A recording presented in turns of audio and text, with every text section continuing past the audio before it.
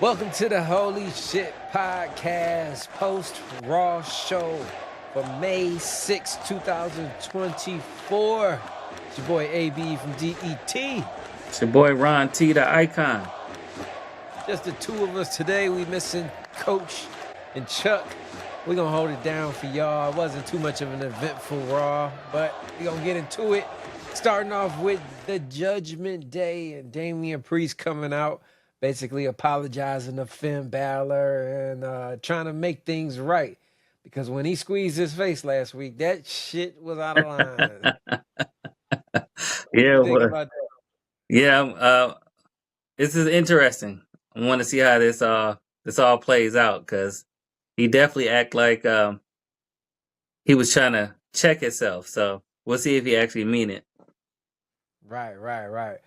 Well, that led into Finn Balor thinking he was getting a bye in the King of the Ring tournament, but no. Drew McIntyre is being replaced by Jey Uso, who comes down to the ring and gets the W over Finn Balor because Drew McIntyre came out, tried to interfere, backfired. Jey Uso gets the win over Finn Balor and advances in the tournament. Is this the right move?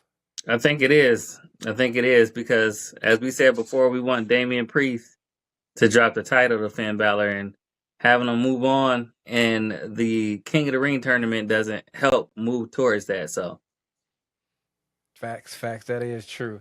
Next segment, we get Drew McIntyre backstage, hopping in the car and taking off, getting upset with what's the GM general manager name? it's I can't even Adam remember Pearce. his name right now. Adam Pearce. Adam Pearce, there it is.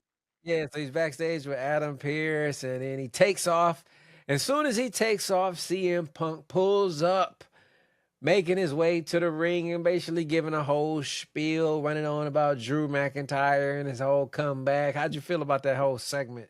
He dropped the Kendrick Lamar bar in there too. He said he hates the way I walk, hates the way I talk. I said, okay. CM Punk paid attention, but that was good. Anytime CM Punk has the microphone, it's gonna be something good. He delivers every time. So I feel like they put him on there just for ratings, like a boost, like a spike. Since all this news has been going on about ratings dropping, I think that's what that was, because it felt like empty. Like, why are you here? What are you saying? yeah, well, yeah, it was, but it was cool to have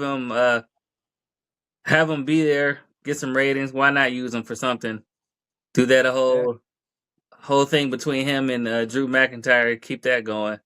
That was a really nice car that Drew McIntyre pulled off in too. I was like, what is that? It was shiny. That was clean. Looked like a vet. I think it might have been a vet. I ain't for sure. 100%. Yeah, it was nice. They should have played the Knight Rider music when he pulled off too. So Right. But speaking of backstage, we get a backstage segment with Ricochet and Braun Strowman. Basically, they used to be a tag team together. So he was wishing him luck against his match later on that evening with Dragunov. It's good to see Braun Strowman and Ricochet back together a little bit, Yeah. That was fun to watch when they were a tag team. So it's cool that they're keeping that going. So at least something. Yeah. Was it just me, or did Braun Strowman, was he wearing a howdy hat? I'm not for sure. I don't know. He might have been. I don't know if they're actually going to do something with Braun Strowman and that whole thing, but with all them flashes and the barcodes and all that stuff, I'm interested to see how that goes as well. So Exactly, we shall see. But next up, we get the women's Queen of the Ring first round qualifier match. We get Io Sky beating Natalya, and afterwards Dakota Kai gets on the mic, warns everyone that Damage Control is coming, and basically letting them know they're coming to run Monday Night Raw and looking to get the tag titles back, as well as get their eyes set on Becky Lynch. How you feel about that? Damage Control. well, for one, that match, I would say Natty's been putting together a nice string of good matches. I'm glad that they actually giving her some time to work, and it's not quick 5-minute matches like they were doing before. So that was actually a really, really good match. She had a good match. Was it last week? Do you think Natty is being like a gatekeeper right now and not getting a shot to get back at the top? I think she's just she might be like volunteering to help put over younger talent and make them look good, and she's Got been doing pretty good with that, especially like that match she had in NXT the last week. It was the what was that, like, underground match? That was pretty good. She yeah. did it, Ooh, with and then, Miami Vice herself. yeah, and then they had the match tonight, and that was a really good match. They put on a good show. So, of course, EO should have won. And Damage Control should look kind of like a threat. It sucks that Asuka's injured. I don't know exactly what her injury is yet, but I'm glad to kind of see Damage Control doing something The positive. injury bug, the injury bug was going around tonight on Raw Yeah, with a yeah, it lot of was. wrestling. But next up, we get your boy from NXT, Ilya Dragunov, getting the win over Ricochet. I don't know if this was the right move, man. Yeah, I thought Ricochet. Yeah, he's Ricochet was on been. fire. Yeah, he was in on fire. But I will say it would not have been the right move for Dragunov to lose. Saying that he just dropped the NXT title, and if you want to continue to make NXT look like they're strong, you got to have a champion come over and still look strong. And I swear, Dragunov cannot have a bad match. He can't. No, He puts not on at a all. classic every time. And Him with Ricochet, come on, please. Like this gonna be bad. yeah, that was a great match. Probably the best match of the night, honestly. I was just about to say that. You took the words out of my mouth. Definitely match of the night, 100%. But next up, we got Zoe Stark beating Now. And I'm saying that right, her name, Ivy Now, right? now, yeah. Ivy Now, yeah. Zoe Stark beating Ivy Now. Yeah, two strong women holding it down, but Zoe Starks get the win. How you feel about that? I expected Ivy now to lose. I wanted her to look strong, and she did. And I Yeah. think Zoe Stark winning was the best choice for the situation right now. And they've been giving Zoe Starks a lot of vignettes and things going on, so I see they got some plans for her. They She definitely could need to give her her singles push because that this was may be cool. it. That was cool with her and Shayna Baszler for a minute, but they both need to have their own singles push. But this might be the push. I don't mind her winning the Queen of the Ring at all. But next up, we get R-Truth doing R-Truth shit backstage. This is getting borderline disrespectful. I don't know if you heard. I'm gonna send you this link, and we're gonna play it for the people at home. But there's a clip where Kevin Nash is giving his opinion on how WWE through the history has treated black full 100%, not half anything, 100% black people, how they've been portraying them. And after hearing that interview and seeing R-Truth continue on with his spiel, it's starting to hit home a little bit. He got something going on right now. You know, what he's saying about fully 100% black men aren't portrayed right in WWE. Yeah, he might have a point, but I think our truth when he went to Impact, he was more serious. So you might actually have a point when it comes to WWE and booking full black, 100% black athletes in their Even on the Montez, you roster. got too much jokey joke. You know, it's like they dropping the ball with how to book them properly. Yeah, you might have something there. I think the last one that they actually booked right was probably Farouk, and since then, I don't know. But after that, our truth segment, right next to him, we got Braun Breaker checking Adam Pearce about not being in the King of the Ring. I'm feeling some serious heel vibes coming off Braun Breaker right now, man. You like him heel or babyface? I think he did a really good. He had a really good run as a heel in NXT, especially when they put him with Baron Corbin. But they just, they kind of got over because they were such a good team together. So I think they're trying to continue on his heel persona.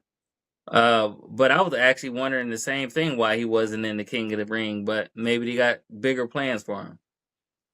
Hopefully they do. Do not drop the brawl. Braun Breaker is an absolute stud. Next, we get a DQ match between Bronson and Gable as Sammy comes out, interfere. We are on a collision course for a triple threat match here, I believe. Do you agree with me here? Yeah, that's what it's looking like, and I feel like we just had a triple threat match with the Intercontinental Championship. So, We did. We did. We and did. But I'm not mad at this at all. I'm not mad. Bronson, something about him. Every week he's just getting better and better. I kind of feel like he deserved a one-on-one match, but this Right. triple threat, it might go well as it might go well. I want to see Bronson with that title, but I kind of don't want Sammy to lose it just yet. Yeah, me neither. Sammy needs to hold on that just a little bit longer. But next up, we get Becky Lynch in ring, giving her a little spiel, and she gets interrupted by Liv setting up their world title match. But then they get interrupted. A lot of interrupting going on in this goddamn show. But then they get interrupted by Damage Control. They surround the ring, and right before they come in, Liv Morgan gets the hell out of Dodge. They jump Becky Lynch, but then NXT, another one of your NXT people come out, and Valkyria comes to the ring and saves Becky Lynch. And Becky Lynch kind of give her a look like, who the fuck are you? How'd you feel about this whole segment here? Well, it was cool because Lyra Valkyria and Becky Lynch do have history together because Lyra took the title from Becky Lynch when she had the NXT Women's title. And they had a really good match, and they're both Irish, so maybe the look was kind of I didn't really need your help type of look, but I didn't think about it like that. I'm thinking that there might be something brewing between them as well because, like I said, they had a really good match, and Lyra took that title from her, so maybe Becky's a little bit bitter still. Does Becky lose this title this early to Liv, or is Liv going to lose again? This is a really quick turnaround from her losing just a couple weeks ago. I'm calling a DQ. This is what I'm calling. It's going to be a DQ. Somebody else is going to step in and insert themselves in on this title picture. I think they might be holding off on Liv to SummerSlam, and I think that would be the better choice for her to win it at a bigger pay-per-view. Unless they really want to do a title change, where is it going to be at, in Saudi Arabia or something like that, or where? Which one? King of the Ring? King of the Ring, yeah. Saudi Arabia, something. Yeah, so unless they really want to do a title change there, I think they should wait to SummerSlam. Definitely they should wait to SummerSlam. That match ended in a DQ, but one match that did not, or that you said that once that match did not, well, Valkyria beats Dakota Kai, advancing in the King Queen of the Ring tournament. I like Valkyria, man. That was a good match. I liked her showing, but I also like Dakota Kai. I was hoping for either one. I'm not mad. Flip a coin. They both need to win. Yeah, I like that. I like the match too, and she usually puts on a good match as well. And she's actually really over too. If you ever hear her theme music, the crowd doing the woo. So I heard that. Yeah, so she's really over. So I think it's a good choice for her to go over as well. I wouldn't mind. I don't know how the brackets actually set up, but at some point, if Lyra Valkyria fights Zoe Stark, I think that'd be a really good match. Ooh, yeah, that'd definitely be a good one. But I hope Dakota Kai don't get lost in the shuffle. Now that she's healthy, she's separated. We done with the Bailey story. I like Dakota, man. I liked her whole heel run in NXT. She got potential. I hope they don't drop the ball on her. Maybe they'll put her in the picture for that new women's North American title. So Nice, definitely. But next we get the main event. Gunther getting the submission win over Sheamus. This was a banger. I did a lot of cringing during that match. Like, and I don't think I've ever seen Sheamus tap out before. This might have been the first time that I've ever seen somebody submit Sheamus. Yeah, well, it was much. I don't know about the submission, but the win was definitely needed. Gunther was the right pick in my opinion. I was actually surprised. Maybe they didn't want to give him a pinfall. Just they had to Yeah, figure something out. But exactly. this is honestly the first time I've ever seen, or I can remember, Sheamus tapping out. Yeah, same here. Well, on a scale of 1 to 10, what did you give it Monday Night Raw this week, Ryan?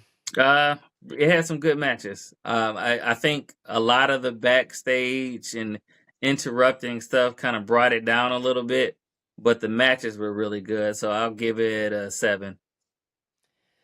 Well, you gave it a lot more than me. I'm gonna give it a goddamn 3.2. This was pretty trash. Yeah, this Really? is 3.2. Yeah, I really didn't enjoy anything. Nothing stuck with me. I If thought. you wouldn't have called me and said, "Hey, we're professional podcasters. We got to do this show," I probably wouldn't have done it. That's how horrible this show was. It But was. that's the dedication we have for you people. I love you guys, and we're here for you every single Raw, SmackDown, and Dynamite Live right after.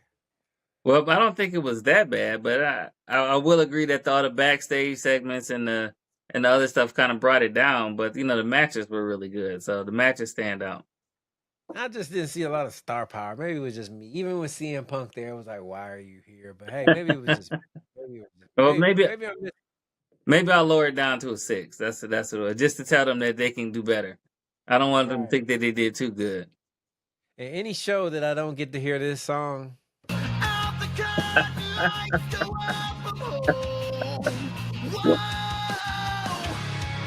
when the champ ain't on the show, it ain't a show.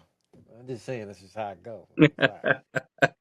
But anyway, that's Monday Night Raw. We will see you guys tomorrow. Ron T, NXT Breakout Star of the Week.